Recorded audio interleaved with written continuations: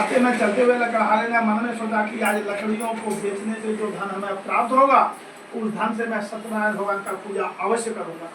ऐसा मन में विचार करने के उस दिन लकड़हारे को लकड़ियों को बहुत अधिक रुपये प्राप्त हुए और लकड़हारे ने रुपयों से केले, घी, दूध, दही, गेहूं का आटा, शक्कर सब खरीदा। घर लौट कर लकड़हारे ने देवों की अपनी काशी नगरी में श्री सत्यनारायण भगवान की पूजा की।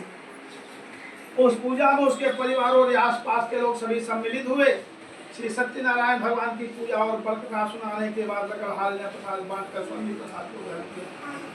सत्यनारायण भगवान की कृपा से लकड़हारे के घर में धन संपत्ति की वर्षा होने लगी, उसकी निर्धनता दूर हो गई। श्री सत्यनारायण भगवान की पूजा करते हुए लकड़हारा आनंद पूर्वक जीवन यापन करता हुआ अंत में मोक्ष को प्राप्त कर श्री वैकुंठ धाम को चला गया।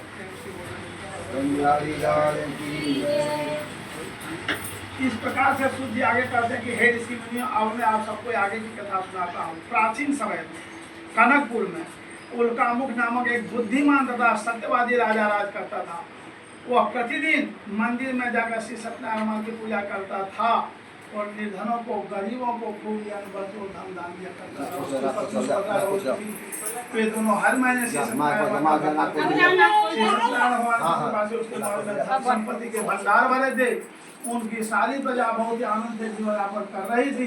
एक बार राजा और रानी बहुत से लोगों के साथ जब भद्रशिला नदी के किनारे श्री सत्यनारायण की पूजा कर रहे थे तो नदी के किनारे एक बहुत बड़ी नाव आकर खड़ी। उस नाव में धनी व्यापारी यात्रा कर रहा था। वह बहुत सा धन कमाकर अपने नगर को वापस लौट रहा था। उसका सारा धन उस नाव में भरा हुआ है। नाव से उतरकर व्यापारी राजा के नजदीक पहुंचा।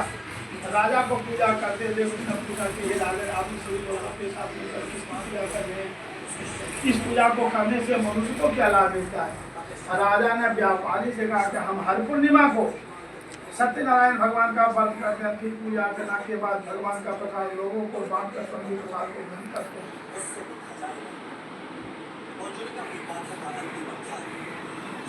सत्यनारायण भगवान की पूजा से निसंतान को संतान की प्राप्ति होते, दुखियों के दुख दूर होते हैं।